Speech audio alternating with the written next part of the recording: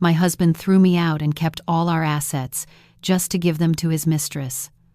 All I have left is this worn-out debit card my father left me.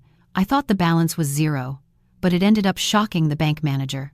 Come on, tell me where you're watching from. Don't forget to like and subscribe so we can unravel this mystery together. The thick, humid heat of an Atlanta summer enveloped Zalika the moment she stepped out of the Uber. She had spent 2 weeks in a tiny, dusty town in Alabama, deep in the boonies, taking care of her critically ill mother. Now that her mother was stable, Zalika was returning home, yearning for the comfort of her luxurious penthouse and, of course, her husband, Quincy. She dragged her small suitcase through the lobby of the Sovereign, one of the most prestigious apartment buildings in Buckhead, right in the heart of Atlanta's wealth. A smile spread across her face when the elevator chimed on the 30th floor. She was exhausted but happy to be home. The hallway was cool and quiet. She arrived in front of door 30A, her penthouse. Zalika rummaged in her purse and pulled out the key fob for the apartment. She tapped the card against the digital reader on the door. Asterisk, beep beep, asterisk. A red light flashed. Access denied. Zalika frowned. She tried again. Asterisk, beep beep, asterisk. That's strange. Maybe the card got demagnetized, she murmured. She rang the doorbell twice. There was a moment of silence, then footsteps could be heard inside, followed by the soft click of the lock turning from the inside. The heavy door swung open. There stood Quincy, her husband, but he wasn't the Quincy she knew. The man's eyes were cold. He was wearing a silk robe, and on his neck there was a fresh mark of bright red lipstick. "Ah, you're back already," Quincy said, and it wasn't a welcoming greeting. Zalika's heart seemed to stop beating. "Quincy, why? Why isn't my key working?" Zalika asked, her voice trembling. "Because I changed the locks," Quincy replied, still blocking the entrance from inside the apartment. The crystal-clear laughter of a woman rang out. "Babe, who is it? If it's a solicitor, tell them to kick rocks." A young and very beautiful woman, much younger than Zalika, appeared over Quincy's shoulder. Zalika recognized her instantly as Inaya, a local Instagram model who was gaining clout and who made Zalika's stomach turn. Inaya was wearing Zalika's silk robe, the very same robe Zalika had gifted herself for their wedding anniversary last year. Inaya's eyes swept over Zalika from top to bottom, judging her simple travel clothes, her tired face, and her worn-out suitcase. "Oh," Inaya said with a mocking smirk. "It's not a solicitor. Turns out it's the ex-wife." "Ex-wife? Quincy, what is this?" Zalika whispered, feeling a stinging burn in her eyes. "Who is she? Why is she in our house? Why is she wearing my clothes?" Quincy sighed as if Zalika were a trivial nuisance. "Listen, Zalika, this is over. Better we talk downstairs. Don't make a scene here." Quincy didn't even give her a chance to step inside.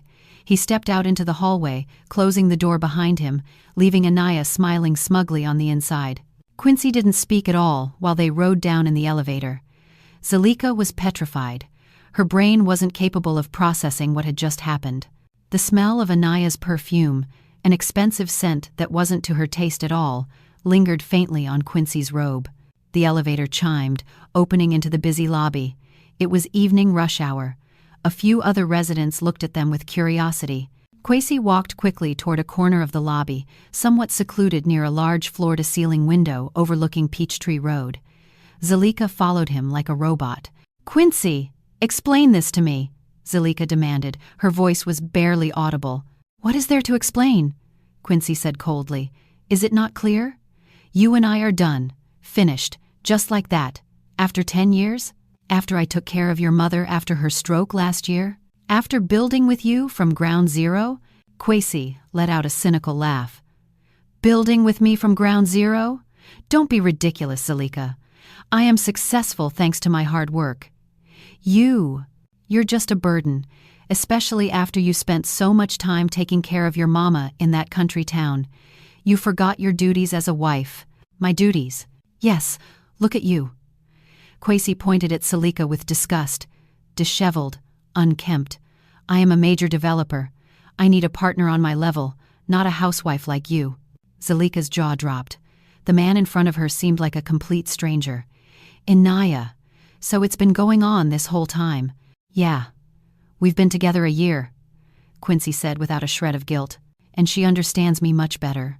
Suddenly, a building security guard approached, pushing a small, tattered duffel bag, the same bag Zalika used when they first moved to Atlanta years ago. Quincy took the bag and threw it at Zalika's feet. The contents spilled out a little, just some old clothes and a wallet. "Those are your things. The rest I threw out," Quincy said. Then he tossed a brown envelope onto the bag. "Those are the divorce papers. I've already signed them. Inside is a settlement. All the assets, this penthouse, the cars, the company, everything is in my name. You came into this marriage with nothing. You leave with nothing." The tears finally escaped Zalika's eyes. This wasn't just a humiliation, it was an annihilation. You can't do this." "Oh, I can, and I already have." Quincy looked at her with eyes as cold as ice. "Sign those papers. If you behave yourself and don't claim marital assets, maybe I'll be generous and give you cash for a Greyhound bus ticket back to your little town in Alabama." Some people in the lobby started to whisper, seeing the scene. Zalika felt naked. "Get out," Quincy hissed. "But this is my home too." "Not anymore," Quincy shouted. "Security!" 2 security guards approached. They looked uncomfortable, but they were clearly on the side of Quincy, the owner of the penthouse. "I'm sorry, ma'am. Please don't make a scene," one of them said gently, grabbing Zalika's arm. Zalika was dragged out by force. She looked back, staring at Quincy with desperation. "Quincy, please." Quincy just looked at her blankly, then turned around and walked toward the elevator. Up above, near the mezzanine railing, Zalika could see Inaya's silhouette watching her victory. The heavy glass door of the lobby hissed shut behind Zalika, separating her from the life of the last 10 years. She was thrown onto the busy sidewalk under the Atlanta sky, which was starting to darken, with only a duffel bag of old clothes and the divorce papers that insulted her. Night fell quickly in Atlanta. The streetlights began to flicker on, but for Zalika, the whole world seemed dark. She walked aimlessly. The sound of honking horns from the heavy traffic on Peachtree sounded like roars in her ears. She had nowhere to go. Her mother in Alabama was still in recovery. She couldn't add the weight of this news to her mother's burden. Her feet carried her to Centennial Olympic Park. She sat on one of the empty benches, staring at the skyline. Her stomach growled. She hadn't eaten since morning. Ironically, all around her, the restaurant patios were coming alive. The aroma of barbecue ribs, fried catfish, and waffle cones floated in the air, making her stomach ache even more. People laughed. Young black couples walked hand in hand. Zalika felt like a ghost, invisible, non-existent. She opened the wallet Quincy had thrown at her.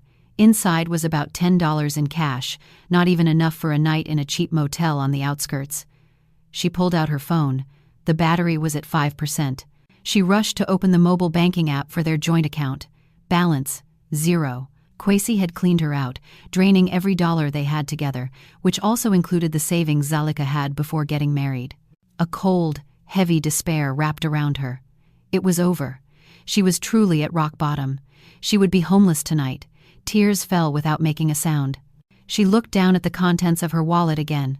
Behind the card slot was a faded photo, a picture of her father. Her father, Tendai Okofor, a simple tobacco farmer and merchant, who died 10 years ago, just before Zalika married Quincy. And behind that photo was something else. Zalika's trembling fingers pulled it out, a faded blue debit card that was already peeling at the edges. The logo was barely legible, Heritage Trust of the South, a small old regional bank. Zalika was stunned. She remembered now that her father gave her this card when she was 17, back when she was moving out for the first time to go to college at Spelman. "Keep this, my baby girl," her father had said back then, using a loving tone. His voice was soft but firm. "This is an account Papa created for you. Never use it unless it is absolutely necessary. Don't mix it with money for your expenses. Imagine it doesn't exist."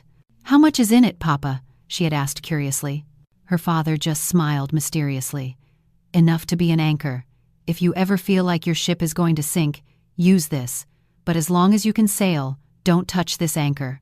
Zalika never used it. She forgot about it. She was busy with college. Then she met Quincy, busy building her husband's empire.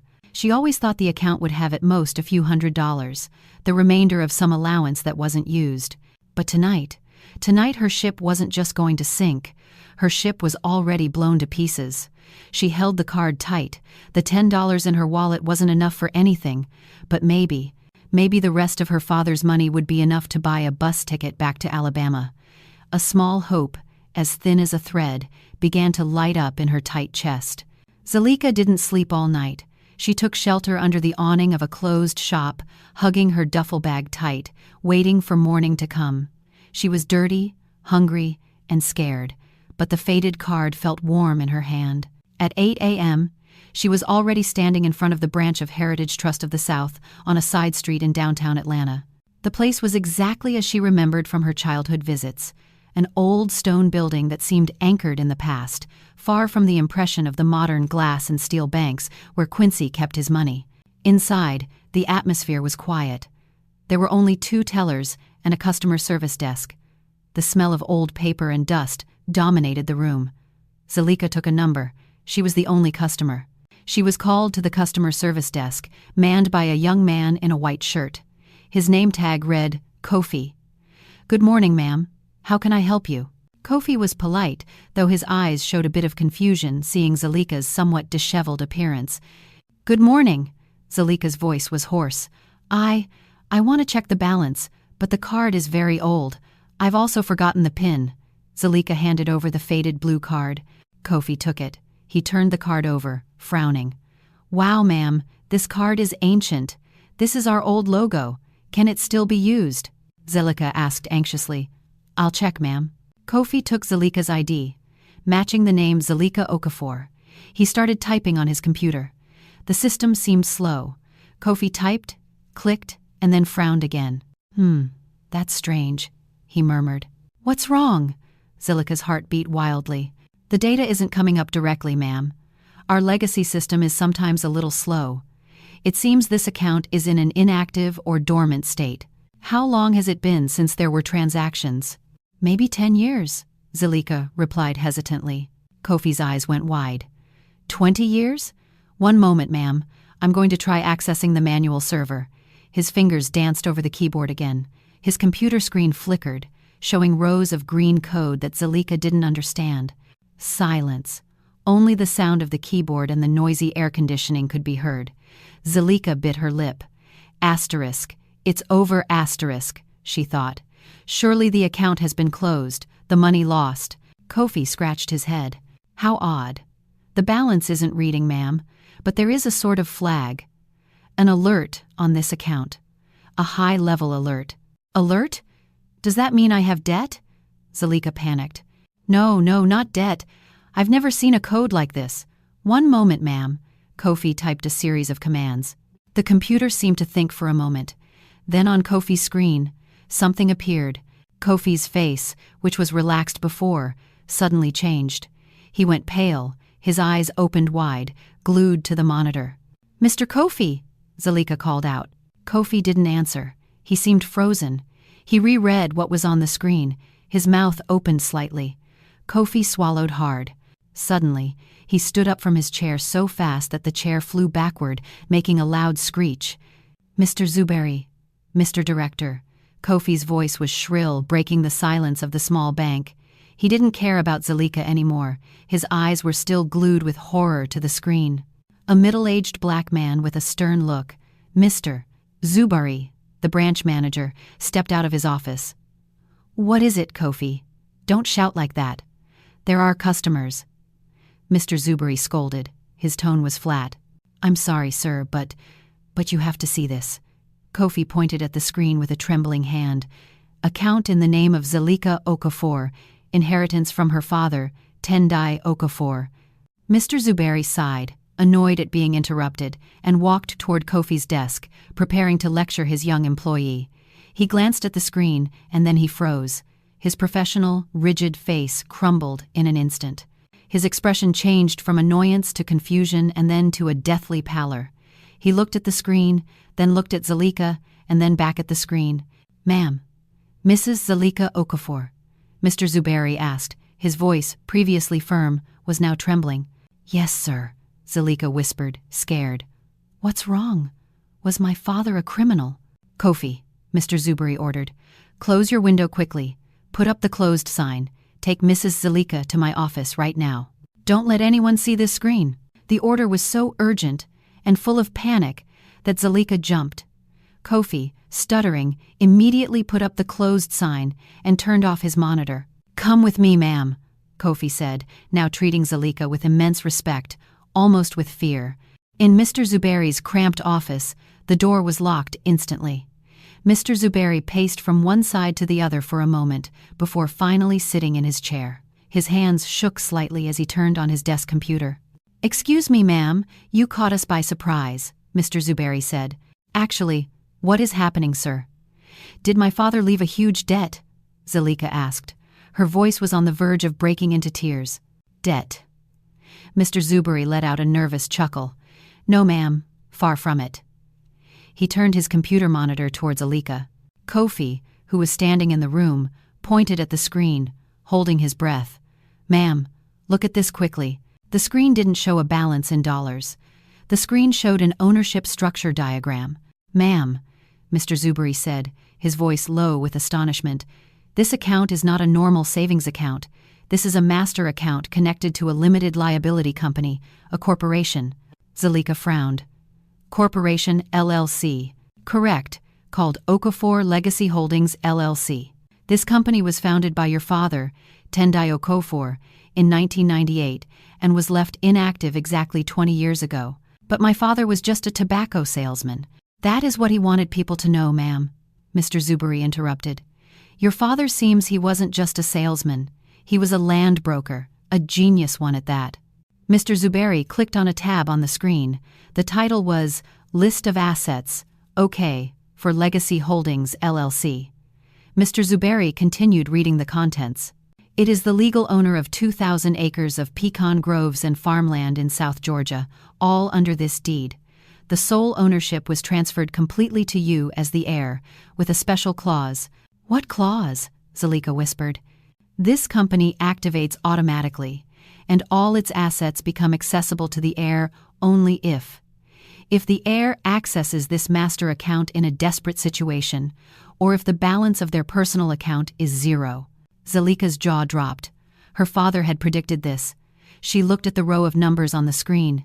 They weren't savings figures but figures of land acreage. She didn't faint. She didn't scream. Zalika simply sat up straight. The hunger, the exhaustion, and the humiliation she had felt for the last 24 hours evaporated. They were replaced by something else, something cold, sharp, and very strong. She remembered Quincy's mocking face. She remembered Inaya's victory smile. Mr. Zuberi, Zalika said. Her voice was calm and cold, surprising herself. Yes, ma'am. How do I activate this company? Right now. Mr. Zuberi looked at Zalika with concern.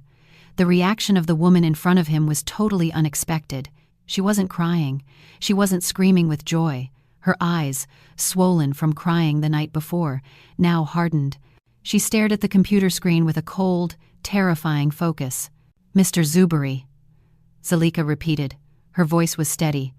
What do I need to activate this? Mr. Zuberi stuttered. Technically, it is already active, ma'am. As soon as you access this account with a null personal balance, the clause was fulfilled. Our legal team, managing the trust. Well, they are already waiting for your instructions. Kofi, the young employee, promptly poured a glass of water and placed it in front of Zalika. Zalika didn't drink it. My father, Tendai Okofor. What else do you know about him? Mr. Zuberi opened a drawer, pulling out a thick, dusty folder. Your father was a priority client long before the term private banking existed. He left this, a letter, and legal documents. He said this can only be opened by my daughter or by us if she has accessed the account. Mr. Zuberi handed over a yellowed envelope. Zalika's hands trembled as she opened it. Inside was a sheet of paper written neatly by hand. Asterisk. To my baby girl, Zalika. Asterisk. Asterisk. If you are reading this, it means there are two possibilities. First, Papa is no longer here, and you are ready to start your own life. Second, life hasn't gone according to your plans. Papa was a salesman, It's true, but Papa also knew that this world isn't always fair to good black women like you. I saw how they treated your mother. Asterisk. Asterisk. Papa kept a small anchor for you, not to spoil you, but to ensure you have options when you feel cornered. Papa designed the desperate clause on purpose. I know you are smart, but your heart is too soft. I was afraid if you had wealth, you would attract the wrong man, and if you didn't have wealth, you would be oppressed by the wrong man. Asterisk. Asterisk. Papa failed in one thing. I hope you never need to read this letter, but if you read it, remember Papa's message. Don't cry, don't get revenge with tears. Build your own kingdom, my child. Make them regret it. The anchor has been dropped. Now sail, baby girl.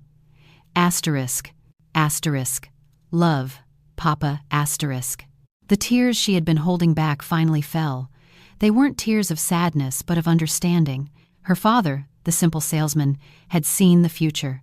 He had seen Quincy decades before Quincy existed. Zalika wiped her tears with the back of her hand. She looked at Mr. Zabari. I need 3 things, she said. What things, ma'am? First, cash. I don't have a dime. Of course. Kofi, prepare a cash withdrawal from the operating account, Mr. Zuhairi said. Second, Zalika continued. I need a place to stay temporarily, a secure hotel far from the sovereign apartments. That can be arranged. We have corporate rates with secure hotels. Third, and this is the most important, Zalika leaned forward. I need all the financial data of Okofor Legacy Holdings LLC, and I need a recommendation for the best business restructuring consultant, not from around here. I want someone from the Midtown Financial District, someone who doesn't know Quincy. Mr. Zubairi was stunned for a moment, impressed by the composure of the woman who 30 minutes ago looked like a homeless person. I know a name, Mr. Zubairi said. They nicknamed him the Cleaner. Very expensive, very cold. His name is Seku. Good, Zalika said. Give me the money, book me the hotel, and organize my meeting with Seku. Zalika didn't stay at the hotel Mr. Zubairi booked. That was her first step, not being predictable. After taking a considerable amount of cash, enough to make her dizzy if it had been yesterday, she bought a new phone, a new number, and several sets of simple but clean clothes at a nearby mall. Then she booked a room at the St. Regis, one of the most luxurious hotels in Atlanta, under a fake name. For 24 hours, she locked herself in the room. She ordered room service, ate her first decent meal, took a hot bath, and slept. She let her brain process the destruction and rebirth in a single day. The next morning, she didn't call Seku. She knew someone like Seku wouldn't be impressed with a phone call.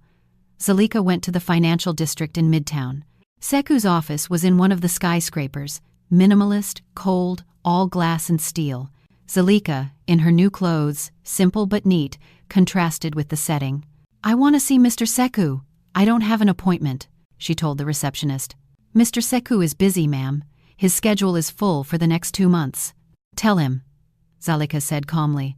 Zalika Okofor, owner of Okofor Legacy Holdings LLC, assets of 2,000 acres. This is urgent. The receptionist hesitated, but the words 2,000 acres made her pick up the phone. 5 minutes later, Zalika was ushered into a corner office with a view of all of Atlanta. Seku was a black man in his mid-30s. He didn't smile. He wore a dress shirt with no tie, but he looked more formal than Quincy ever did in his suits. His eyes were sharp, analyzing Zalika. I only have 10 minutes, Mrs. Okofor, Seku said. His voice was deep and flat. Okofor Legacy Holdings, dormant company, agricultural assets. What is the problem? Zalika sat down without being invited. The problem, Mr. Seku, Zalika said, is that this company just woke up. The assets are large, but I don't know anything about pecans, peaches, or how to run it. And I have another problem that must be solved. What problem? My ex-husband, a developer in Atlanta. His name is Quincy. He demands a share. He doesn't know about this. Seku raised an eyebrow. This is interesting. What do you want from me? I want you to restructure this company from the ground up, audit everything, make it an active, modern, profitable company. And I want you to be my personal advisor, Zalika said. I want to know how to use this power. Seku stared at her for a long time. I am expensive, ma'am. I know, Zalika replied. I don't deal with personal. Okay, I understand the instructions. Here's the interpreted and slightly expanded translation of the provided text into American English. Zalika declared, I'm not asking you to resolve personal dramas. I'm asking you to teach me how to win a business war. Any personal drama that surfaces along the way is simply a bonus. Seku offered a faint smile, the first he'd shown since they'd met. When do we begin? Yesterday, Zalika replied firmly. 2 weeks went by. Atlanta remained largely unaware of the intense activity within Zalika and Seku's small, dedicated team. They worked relentlessly, often 20 hours a day, meticulously dissecting Okofor Legacy Holdings, LLC. The team discovered that the company's assets were even more substantial than initially estimated. Zalika's father hadn't just invested in land, he'd also acquired small stakes in various agri-food companies whose values had since skyrocketed. Zalika was a quick study. She devoured financial reports, scrutinized property laws, and absorbed the fundamentals of agri-business management. Seku observed her progress with keen interest. This client was unlike any he'd worked with before. She didn't panic under pressure, nor was she driven by greed. Her focus was unwavering. She was like a dry sponge, soaking up every piece of information she could. During those intense 2 weeks, Zalika also underwent a personal transformation. She traded her long, lackluster hair for a short, sharp, and elegant bob. With the guidance of a personal shopper recommended by Seku, she purged her closet of her old clothes. Her new wardrobe consisted of tailored suits, silk blouses, and simple yet classy dresses in strong, confident colors: black, navy blue, and burgundy. Reading glasses replaced her contact lenses, and high heels replaced her sandals. But the most significant change was in her eyes. The fear that had haunted them was gone, replaced by a cold, calculating glint. One afternoon, Seku asked, "Are you ready to step back into the ring, ma'am?" "I'm ready," Zalika confirmed. Instead of the hotel, Seku's team, under Zalika's direction, had been working discreetly in Atlanta. They acquired an old mansion in the Cascade Heights area. It wasn't a flashy, ostentatious McMansion like Quincy favored, but a historic, solid, and elegant building that radiated an aura of old black power and generational wealth.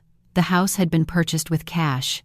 As Zalika stepped into her new mansion, she was no longer the Zalika who had been unceremoniously evicted from the apartment lobby. She was Miss Zalika Okofor, CEO of Okofor Legacy Holdings, LLC. Meanwhile, in the penthouse at the Sovereign, Quincy and Inaya were riding the crest of a wave. "This project, babe," Quincy exclaimed one night, pouring champagne for Inaya. "This is going to be a game-changer."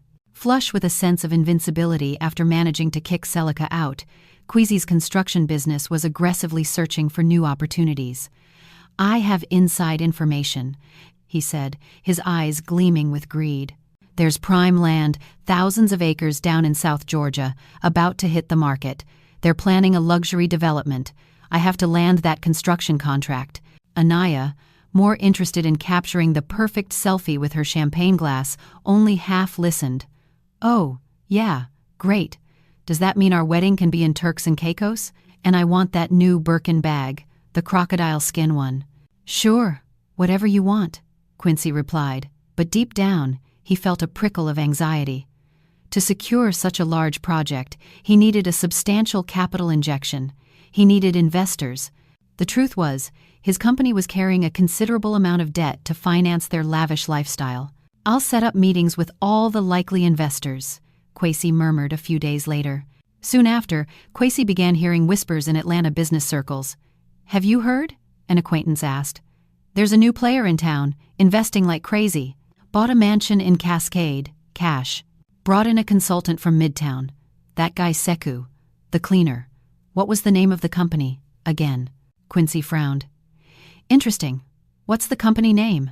"No one seems to know exactly. Very secretive. But the company name is Okofor Legacy Holdings, LLC. Ring a bell?" Quincy shook his head. "Old-fashioned name.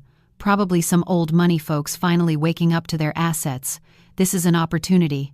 Quincy immediately instructed his secretary to find a way to contact Okofor Legacy Holdings. He had to get his proposal for the South Georgia development in front of them. Little did he know, the lands he coveted were the very ones listed in Zalika's deed. The invitation arrived. Okofor Legacy Holdings LLC was interested in hearing a proposal from Quincy's company. The meeting would be held at the CEO's residence in the Cascade Mansion. Quincy felt like he was on top of the world. "Look, Inaya, they invited me. Surely they've heard of my reputation." That morning, Quincy donned his most expensive suit and rehearsed his presentation in front of the mirror. He was determined to impress this mysterious investor. He arrived at the mansion. The high, wrought iron gate opened slowly, and he walked into a majestic but cool foyer. The walls were marble, the furniture antique and heavy. An assistant with a formal demeanor greeted him. "Good afternoon, Mr. Quincy. Please wait in the meeting room. Our CEO will join you shortly." Quincy was led to a grand library that had been transformed into a meeting room. On one side was a very long mahogany table. On the other, tall windows overlooked a manicured garden. At the end of the table sat a man, looking at his laptop. "Seku," Quincy thought. "He must be the boss." "Good afternoon, sir." Seku looked up, his eyes cold. "I am Seku, consultant. Please, sit down, Mr. Quincy. Our CEO is on the way." Quincy sat down, starting to feel slightly nervous. The atmosphere in the room was heavy, almost oppressive. 5 minutes passed like an hour. Suddenly, the double doors behind Quincy opened. He didn't turn around, but he heard the sound of footsteps, high heels clicking rhythmically on the marble floor. "Sorry for the wait," a voice said. A familiar voice, yet somehow impossible. Quincy froze. He knew that voice, but it was now cold and full of authority. He turned his chair slowly. The footsteps stopped at the other end of the table. There stood Zalika. Her hair was perfectly styled, and she wore a navy blue power dress that fit her perfectly. Reading glasses perched on her nose. Her makeup was subtle but professional. She looked at Quincy, her eyes devoid of hatred or love, only the cold appraisal of a superior looking at a subordinate. Quincy's mouth opened, but no sound came out. Zalika sat calmly in the head chair, Seku standing beside her, handing her a tablet. Zalika looked at Quincy and then smiled, but the smile didn't reach her eyes. "Good afternoon, Mr. Quincy," she said, her clear voice filling the room. "I am Zalika Okofor, CEO of Okofor Legacy Holdings LLC. She leaned in slightly, letting her words sink in. "Please begin your presentation. I heard you are very interested in the lands in South Georgia." Zalika paused, then casually added, "Coincidentally, all the land you covet for your ambitious project belongs to me." Silence. The silence in the meeting room was so thick that Quincy could hear his own heart beating in his ears. This has to be a joke, he thought. But Zalika's eyes, the eyes that once gazed at him with adoration, were now as cold as the marble beneath his feet. Zalika. Quincy managed to stammer, his voice cracking. This is impossible. 2,000 acres. All for legacy? Where did you get the money?" Zalika leaned back in her chair, choosing not to answer the question. Instead, she turned to Seku. "Mr. Seku, what do you think of the initial proposal from Quincy Constructions Incorporated?" Seku, who had been silent as a shadow, spoke, his voice flat and lethal. "Conceptually ambitious, but financially very weak. Mr. Quincy, your proposal does not include adequate risk analysis, and your profit projections are far too optimistic." Quincy felt as if he had been doused with ice water. He had come to dazzle a foolish investor, but instead, he was being audited. "Wait," Quincy said, trying to regain his composure. His arrogance started to return as he searched for a logical explanation. "Ah, I know. Zalika must just be a puppet. This man, Seku, is the one in control. Zalika just got lucky." He attempted a softer tone, the one he used to use to cajole her. "Zal," he said. "I don't know what happened to you, but this is big business. Maybe we can collaborate? I mean, you know me. I'm the best builder in Atlanta." Zalika smiled slightly. "Oh, I know you very well, Quincy." Then she stood up. "I don't have more time, but I will give you a chance." Hope flickered in Quincy's eyes. "My team," Zalika said, glancing at Seku, "will perform due diligence, a complete life diligence, of your company. We need to see your accounting, your list of assets, and your list of debts. We will not invest a single dollar in a company that is not transparent." Quincy hesitated. Opening his books would be disastrous. His company wasn't as financially sound as he bragged. "Why does it have to be so complicated?" he asked. "It's me, Zal." He stopped as Seku interrupted. "Precisely for that reason, Mr. Quincy, we must be professional. Take it or leave it. If you reject the audit, we will consider your proposal void and offer our land to another developer. I heard your competition from Buckhead is very interested." That was a threat. Quincy was cornered. If he withdrew, he lost the biggest project of his life. If he moved forward, he had to expose his financial vulnerabilities. "Fine," Quincy said, forcing the word out. "Fine. Audit. I'm not hiding anything." Zalika nodded. "Mr. Seku's team will contact you. Good afternoon, Quincy." Quincy was escorted out of the mansion. He got into his car, his knees shaking. He couldn't tell if he had just escaped danger or walked into a trap. All he knew was that the Zalika he had just met terrified him. Quincy returned to the apartment at the Sovereign in a mess. "Babe." Inaya greeted him, jumping off the sofa, wearing new silk lingerie. "How did it go? Are we rich yet? When can we start planning the wedding in Turks?" "Shut up for a second, Inaya." "I'm thinking," Quincy shouted, throwing his jacket on the floor. Inaya was taken aback. "Hey, why are you yelling at me?" Quincy paced back and forth. "The investor is complicated. It's really messed up." "What do you mean, complicated? Did they say no?" Inaya asked, her tone becoming anxious. "No, not yet, but my God, you're not going to believe this." Quincy pulled at his hair. "The investor? The CEO? Is Zalika." Inaya froze. "What?" "Zalika, the homeless woman." "She's not homeless anymore," Quincy growled. She's different. She has a mansion in Cascade. She has a financial consultant. She owns the land." Inaya's beautiful face went pale. This was the worst-case scenario, not because she loved Quincy, but because her status, her luxuries, and her future depended on Quincy's wallet. And now that wallet was threatened by the woman she had despised the most. "Surely it's a bluff," Inaya shrieked.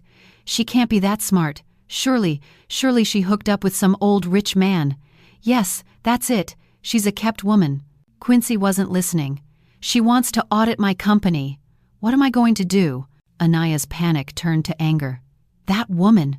Who does she think she is, coming back and ruining everything?" "I'll handle her," Inaya hissed. "Handle what? Don't get involved." But Inaya already had a plan. She knew where the new black elite of Atlanta gathered. She would find Zalika, and she would humiliate that woman in public, reminding her who she really was. A few days later, Inaya, through a friend, discovered Zalika's location, a luxury boutique cafe in the new office area of Buckhead. Inaya arrived with full force, designer clothes from the latest season, a flashy bag, heavy makeup. She spotted Zalika sitting alone in a corner, reading documents on a tablet while drinking tea. Inaya slammed her hand on the table, making noise on purpose. Well, look who's here," Inaya said, projecting her voice so everyone could hear. "Mrs. Zalika Okofor, right? Moving fast, huh? Climbing classes? From being thrown out in the lobby to sitting in an expensive cafe." Zalika looked up slowly, glanced at Inaya, and then went back to looking at her tablet, saying nothing. That indifference made Inaya even angrier. "Hey, I'm talking to you, heifer, don't play deaf. Who do you think you are, huh? You're bothering Quincy. Stay away from him. He is mine now." Zalika sighed and put down her tablet. "Yours?" Zalika asked, her voice calm. "Things that are owned are usually objects, Miss Inaya. Isn't a human? Don't give me lessons. I know your game. You came back to steal Quincy from me again, right? Because he's successful." Zalika let out a little chuckle, a cold laugh. "Steal Quincy, Miss Inaya? Why would I bother picking up the trash I already threw out?" Inaya's face turned red. Zalika stood up, now at eye level with Inaya. "Listen well," Zalika whispered, her intensity making Inaya take a step back. "I'm not interested in Quincy. I'm interested in his company, and if you want to know." Zalika looked at the flashy paper Inaya was holding. "Quincy came to me begging me to finance his project.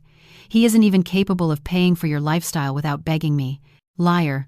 "Ah, yes," Zalika said, pulling out a black credit card, the Centurion card, from her wallet, a card made of metal. "Today, I feel generous," she called the waiter. "The check, please. And also for this lady. I'm paying." Zalika looked at Inaya. "Consider it charity. You need it more than I do." She grabbed her tablet and walked out, leaving Inaya frozen in shame, a spectacle for the entire cafe. The bait game had worked. Quincy was humiliated by the urgent need to hand over all his financial documents to Seku's team, while Zalika humiliated Inaya in the cafe. Seku's team gathered in the war room of the Cascade Mansion. "This isn't a company, Miss Zalika," Seku said, pointing at the large screen showing the cash flow of Quincy Constructions Incorporated. "This is a house of cards built on air." "Explain," Zalika said. "First," Seku said, "materials. He charges his clients for grade A cement, but reports show he buys grade C. He takes a 40% profit just on material embezzlement. This is illegal and dangerous." Zalika remembered a small bridge project Quincy bragged about. Her stomach turned. "Second," Seku continued, "debts. He doesn't have bank debts. He's too smart for that. He gets into debt with small suppliers, sand pits, local hardware stores, small equipment rental companies. He delays their payments for months, even years, knowing they don't have the legal strength to fight him." A list of supplier names appeared on the screen. Zalika recognized some of them. "And third," Seku said, "taxes. He keeps 2 books, one for himself, one for the IRS. His tax evasion is massive." Zalika sat in silence. The man she was married to for 10 years, the man she cared for when he was sick, turned out to be a scammer, an extortionist, and a thief. "Good," Zalika said, her voice steady. Seku looked at her. "Good? Yes, this gives us a weapon. What is the next step?" "Quincy is only focused on us, on those 2,000 acres, Seku explained. "He doesn't realize that his debt to the small suppliers is his weakest point." "I want you," Zalika said, pausing to gather her thoughts and focusing on the strategy. "I want you to buy all that debt." Seku smiled. "I assumed so. I have prepared 3 shell companies in Delaware. We will buy every outstanding invoice from those suppliers. We will pay cash. The suppliers will be happy." Zalika said, "They will be very happy. And Quincy," Seku added, "will know nothing. He will only feel relieved because the collectors will stop calling him. He will think we are going to give him capital." "How much time?" Zalika asked. "Give me a week. In a week, Quincy Constructions Incorporated will no longer owe anything to the small merchants," Seku said. "He will owe me." Exactly as Seku predicted, Quincy suddenly felt his life was easier. The calls from angry suppliers stopped. He considered this a good sign. He thought the news that he was going to collaborate with Okofor Legacy Holdings had scared the suppliers off. He was very wrong. Feeling the pressure decrease, Quincy decided it was time to take the last step. He had to secure Zalika, not on a business level, but personal. He knew the Zalika of before was weak, forgiving, and still loved him. He sent a bouquet of white roses, Zalika's favorites back then, to the Cascade Mansion with a note. "I know I was wrong. Let's talk like old times. Dinner at our usual spot." Zalika almost threw the flowers away, but Seku stopped her. "Go," Seku said. "Let him dig his own grave deeper." That night, Zalika went to the upscale restaurant where Quincy had proposed to her. Quincy was already waiting. He looked impeccable, and he ordered the most expensive wine. "Zal," he said, taking Zalika's hand across the table, and Zalika allowed it, but her skin felt cold. "I ask for your forgiveness." Zalika just looked at him, waiting.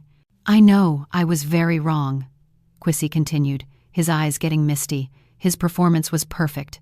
"Inaya, she is just a toy. I was pressured. Zal, business is hard, and you were busy with your mother. I felt lonely. So, was it my fault?" "Was it my fault?" Zalika asked, her voice calm. No, it was my fault." Quincy rushed to correct himself. "I was blind. I didn't see the diamond I had until I saw you in the meeting room the other day.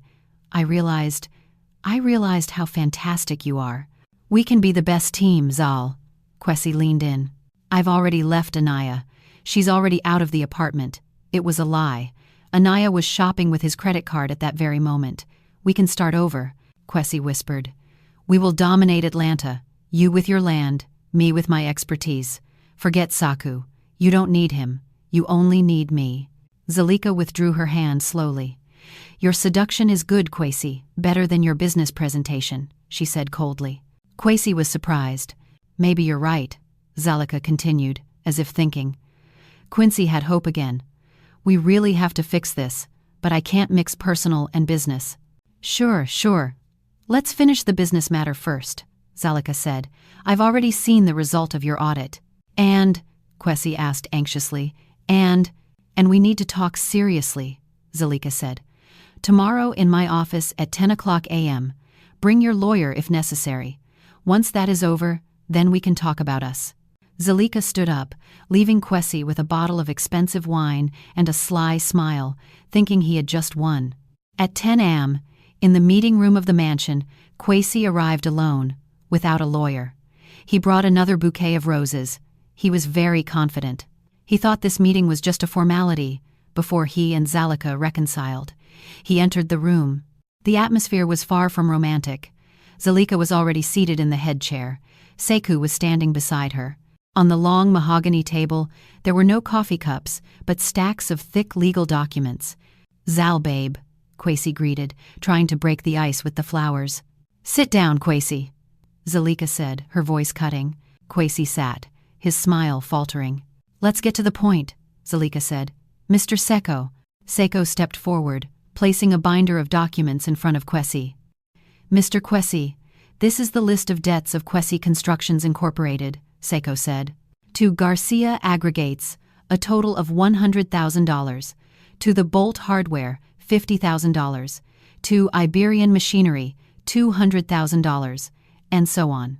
The total verified debt with 12 suppliers is $500,000. Quincy's face paled. What does this mean? I'm negotiating with them.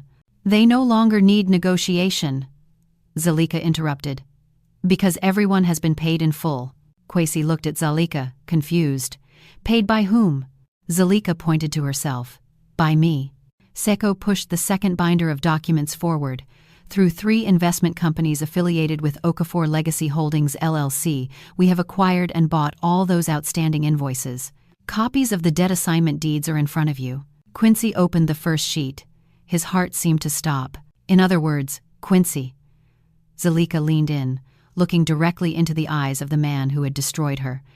Your company no longer owes anything to those small merchants. Zalika paused, letting the silence fill the room. Your company now owes me. Me. Quincy couldn't breathe. I can pay in installments. Oh, of course, Zalika said. But I'm not interested in doing business with you, and I'm not interested in getting back with you. I want my money back. She slapped the documents in front of Quincy. According to the assignment clause, this debt is due now. You have 24 hours to liquidate those $500,000 in cash. 24 hours. That's impossible. No one has that much cash, Quincy shouted, finally panicking. I do, Zalika replied coldly. You set a trap for me. A trap. Zalika stood up. I am only claiming what is my right, just like you kept all my rights before. If in 24 hours you cannot pay. Zalika put the third binder of documents on the stack. Our legal team will immediately register the lien on that penthouse in the Sovereign, on your office, and on all your heavy machinery. Good morning, Mr. Quincy. 24 hours. Quincy never knew how short 24 hours were. After leaving Zalika's mansion, he didn't go back to the apartment. He panicked. He spent the first hour driving aimlessly, cursing Zalika, Seku, and the whole world. The second hour, he started calling. He called his bank manager. I need a loan of $500,000. The collateral is my project in South Georgia. The bank manager laughed on the other end of the phone. Quincy, don't joke. You don't have that project secured yet. Besides, your credit limit is already tapped out to finance, well, you know. Quincy hung up the phone abruptly. From the 3rd to the 10th hour, he spent calling all his business contacts, every friend he had invited for expensive wine, every small official he had tipped. The answer was the same. Oof, tough, Quincy. Or, sorry, I'm out of town, or they didn't pick up the phone. The news of his downfall, which somehow started at the mansion meeting, spread faster than fire. Hour 11. In his desperation, he returned to the penthouse. Inaya was trying on a new dress she had just bought that afternoon. "How does it look, babe?" "Nice, right?" "Sell it!" Quincy shouted. "What?" "Sell it all," Quincy shouted, red-eyed. "Sell your bags, sell your jewelry. We are bankrupt." Inaya's face paled. These are gifts, not investments. Are you crazy?" "Zalika set a trap for me," Quincy raved. "That snake woman bought my debts. She gave us 24 hours to pay $500,000. Inaya didn't care about the debt. She only heard one thing. The money ran out. At 10 a.m. sharp the next day, exactly 24 hours later, the doorbell of his penthouse rang. Quincy, who hadn't slept all night, opened it. He hoped it was Zalika, coming to cancel her threat after softening up. No, in front of the door was Seku, calm as a statue behind him, 2 well-dressed lawyers and a man in an official uniform holding a thick folder. The sheriff's deputy. "Your time is up, Mr. Quincy," Seku said flatly. "Wait, I need time." "Time is a luxury you didn't give Zalika," interrupted Seku. He took a step forward. "According to the order from the Fulton County Superior Court, we are here to execute the lien on this asset." The deputy. "Okay, I understand. Here is the interpreted and slightly expanded translation of the provided text into American English, maintaining the original paragraph breaks and dialogue formatting." He started sticking eviction notices all over the apartment foyer. "No, this is my house," Quincy yelled. "Technically, it's the collateral for your debt to my client," the lawyer corrected him, his tone precise and cold. "You and this young lady," he said, glancing at Inaya with thinly veiled disdain, "are required to vacate these premises in 1 hour. Take only your essential personal effects." An hour later, the scene in the Sovereign's lobby had devolved into a public spectacle. Quincy, the same man who, a decade prior, had felt like he owned the place, was now being escorted out by security guards, the very same guards who had once thrown Zalika out. Inaya followed, crying hysterically, dragging 2 suitcases overflowing with her designer bags. Quincy wasn't just bankrupt on paper, he was now literally out on the street, back at the ground zero he had once created for Zalika. On the hot sidewalk in front of the lobby, the real drama was just beginning. "This is all your fault," Inaya shrieked, hitting Quincy's chest repeatedly. "You said you were rich. You said you were so great. Turns out you're just a scammer." Quincy, who had already lost everything, unloaded his remaining anger on the only target left. Asterisk. "My time's fault?" Asterisk. "Your time's fault. Who asked for Birkin bags every week? Who demanded vacations in Turks and Caicos? You made me spend, you parasite. You leech." Inaya's jaw dropped. Their fight had escalated so loudly that it had become a full-blown public display. Neither of them seemed to notice that across the street, someone was recording the entire fight with their phone. "I didn't sign up for this," Inaya screamed. "I'm done." She grabbed her suitcase, desperately trying to hail a cab. "Where are you going?" "You won't survive without me," Quincy mocked. "You'll see," Inaya retorted, and stormed off. She went to a luxury hotel, attempting to book a room with the unlimited credit card Quincy had given her. "I'm sorry, ma'am." "Declined," the receptionist said with icy politeness. She tried another card. Declined. All declined. Quincy had blocked everything. Or perhaps it was the bank finally catching up. Inaya panicked. She called one of her high society friends. "Girl, I have a problem. Can you lend me?" The call was abruptly cut off. She called another. "Hello? I have bad signal." The phone was turned off. She didn't realize that Zalika, through her new network, didn't need to actively do anything. Seku simply had to leak Quincy's audit report to a few key people. The news that Quincy was a scammer and that Inaya was just a side chick linked to a bankrupt con artist had spread like wildfire through all the group chats of Atlanta's elite. She was toxic. No one wanted to be associated with her. That night, the recording of her fight with Quincy in front of the Sovereign went viral on local gossip blogs. Her beautiful face was now irrevocably associated with bankruptcy and cheap public drama. Her modeling career was finished. The doors of the high-class world slammed shut. Inaya, who had once felt on top of the world, now had to sell her authentic designer bags, and some fakes she had only just discovered Quincy had given her, one by one, just to survive, returning to the obscurity she so desperately hated. 2 weeks after the seizure, Zalika sat with Seku in the meeting room of her mansion. The mahogany table was now covered with blueprints. All assets of Quincy Constructions Incorporated have been liquidated, Seku informed her. His office, his equipment, and the penthouse. Everything is enough to cover the debt of $500,000, plus interest and legal costs. Good, Zalika said, a hint of satisfaction in her voice. What will we do with the penthouse? We can sell it. Zalika shook her head. No. Sell all the luxury furniture inside, empty it completely. Then give the keys to Mr. Zubari at Heritage Bank. Tell them to give it as a bonus gift to Kofi.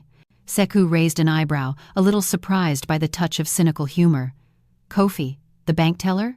Yes, he deserves it. He was the first one to help me. Very well, ma'am. And the 2,000 acres? Will we proceed with the luxury development plan? Zalika stood up, walking toward the large window, looking out at the garden. She remembered her father's letter. Build your own kingdom, Quincy had wanted to build a palace for the rich that people like her could only see from outside the gate. Zalika said, I will do the opposite.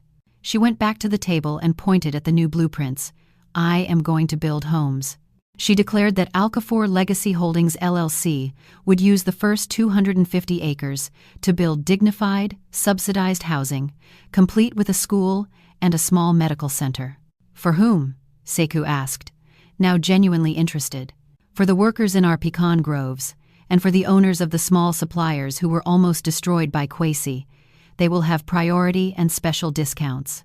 And the machinery seized from Quincy, we will use it to build those houses. Zalika said with a faint smile. It's poetic justice. Seku looked at her with undisguised admiration. Not only that, Zalika added. On another 25 acres, I want to build the training center, the Okofor Center, a training facility for modern agribusiness and small business management. I want people like my father to have the chance to succeed without having to hide. Zalika wasn't just getting revenge, she was building a legacy. Zalika was done with Quincy, but the law wasn't. Quincy, now living poorly in a shared apartment on the outskirts of the city, thought the worst had passed. He thought that after losing everything to Zalika, he was finally free. One afternoon, while eating instant noodles, there was a knock on the door. Police! Mr. Quincy, you are under arrest. What is this now? My debt to Zalika is paid. This isn't about debts, the officer said. This is about the use of substandard materials on the bridge project in Macon, and tax fraud. Quincy froze. How did they know? He didn't know that Seku, on behalf of a client concerned about public safety, had anonymously sent copies of Quincy's double ledger and the lab results of the poor quality cement to the district attorney and the IRS. He built a bridge that could collapse, Seku had said to Zalika. It could kill people. This is no longer about him and me. It's about justice. The news of Quincy's arrest was a local headline. Elite developer falls, alleged corruption and fraud. In her mansion, Zalika watched the news on the large TV. She looked at Quincy's face, gaunt and angry, being escorted away. She felt nothing, neither anger nor satisfaction. That chapter was finally closed. She turned off the TV. 1 year later, Okofor Legacy Holdings LLC was no longer a dormant and mysterious company. The company was now one of the new economic pillars in the South. Zalika had revolutionized her pecan groves with sustainable practices, raising wages for workers and building modern facilities. The Okofor Training Center had already opened, and the first class had graduated. The first phase of subsidized housing was full. Zalika was no longer called Madam Director with a tone of fear. The old workers called her Miss Zalika, or Audie's daughter, with respect and affection. She was standing on a hill on her farm, looking at the green expanse under the afternoon sun. She was no longer the disheveled woman in the lobby of the Sovereign, nor the cold woman in the meeting room. She was Zalika, complete. Footsteps were heard behind her. Zalika, the view is beautiful, Seku said. He was no longer wearing a formal suit, just a casual linen shirt. Now he spent more time in the country than in Atlanta. Yes, Zalika said, smiling a sincere smile. My father called this an anchor. Turns out this anchor can be used to build many things. You have built your kingdom, Zalika, Seku said. We times built it, Zalika corrected. Seku smiled. My team in Atlanta keeps asking when I'm coming back. Seems I need to give them an answer. And what is your answer?